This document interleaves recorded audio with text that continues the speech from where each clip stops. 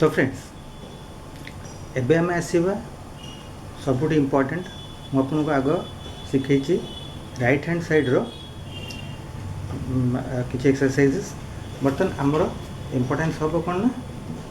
Left hand side यहीटा ही माने mainly आपंकर guitar आप कौ सुर को जी कौ नोट्स को जी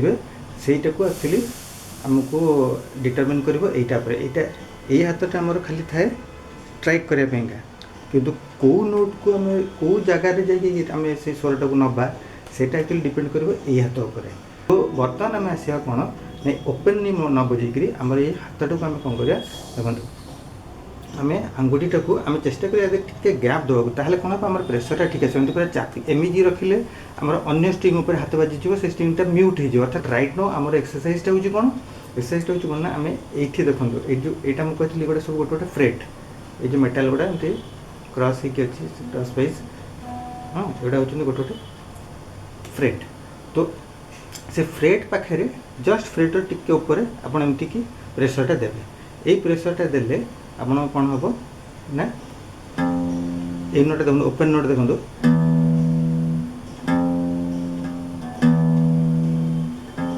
तो यही जो जिनसा आपको क्लीयरली करा पड़ो। तो बर्तमान आप कौन करेंगे ना एक्सरसाइजटा पूरा एक्सरसाइजटा कौन पूरा एक्सरसाइजटा हूँ यू स्टार्ट करेंगे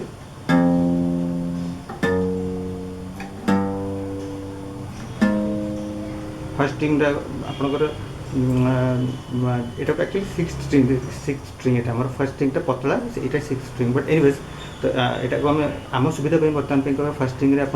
बजेदेले चार्टा आंगुठी एमती स्ट्रेच हम आंगुठी किसी असुविधा नहीं स्ट्रेच जिते आंगुठी करेंगे आप गिटार फ्रेट बोर्ड से आपंकर मास्टरीटा अधिक रहा। तो यहाँ फर्स्ट स्ट्रिंगटा गला नेक्स्ट जो फिफ्थ स्ट्रिंग से जा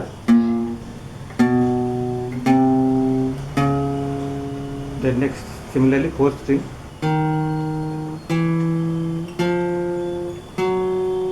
third string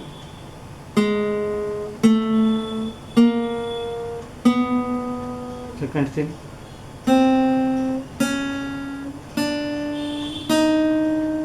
first string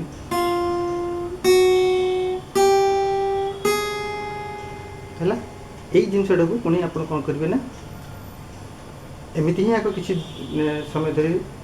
practice करेंगे कम से कम 10 थर 15 थर 20 थर तापर कौन करेंगे तार उल्टाटा बना आसवे